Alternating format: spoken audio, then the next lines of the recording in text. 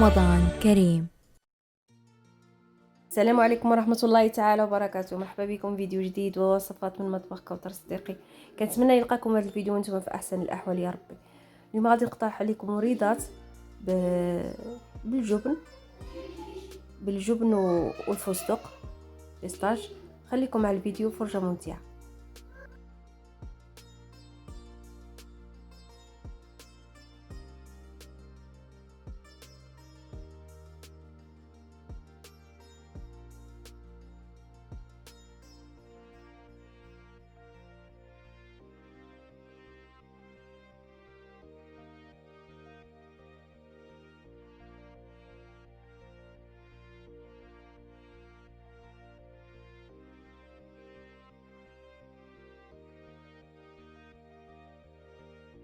بالنسبه للمقادير غادي نحتاجو هاد المصافيلو، ورقه كتكون في ميركادونا. وغادي بالنسبه هذه الكريمه اللي غادي نعملها من الفوق، انا ما غاديش ندهنها من بعد ما ندير فيها الكريمه والفستق. غادي ندير هاد الكريمه غير من الفوق، عفوا الجبن غنديرو لداخل. الكريمه اللي غنديرها من الفوق هي نص كاس ديال الحليب، نص كاس ديال الكريمه السائله، نص كاس زبده دائبه، وربع الكاس ديال الزيت، وواحد البيضه. صافي كنخلطو كلشي يدويا ونخليه جانبا.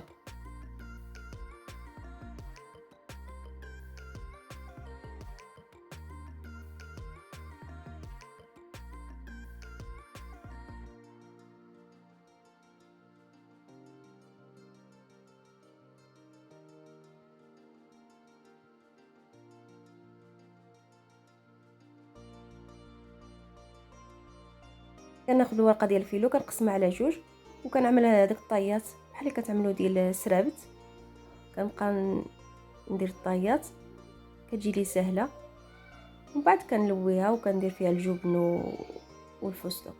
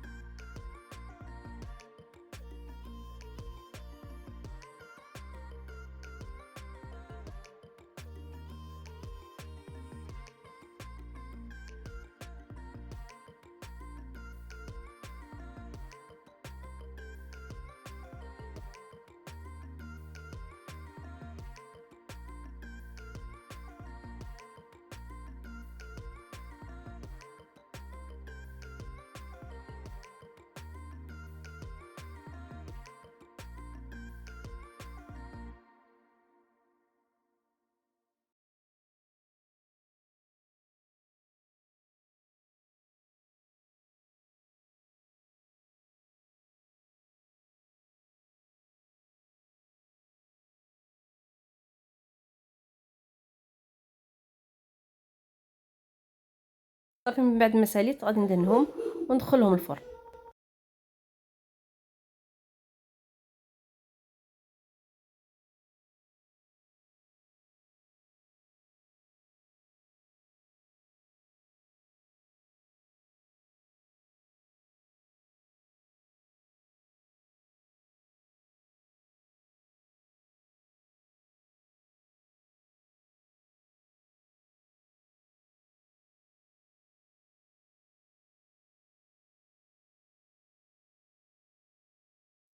وهذا هو الشكل النهائي الوريضات بالجبن والفستق. تقدروا ديروا تعوضوا الفستق بالمعجون ديال التمر، كيجي واعر حتى هو بالجبن والتمر كفكره. ما تنساوش الاشتراك في القناه وتفعيل الجرس باش يوصل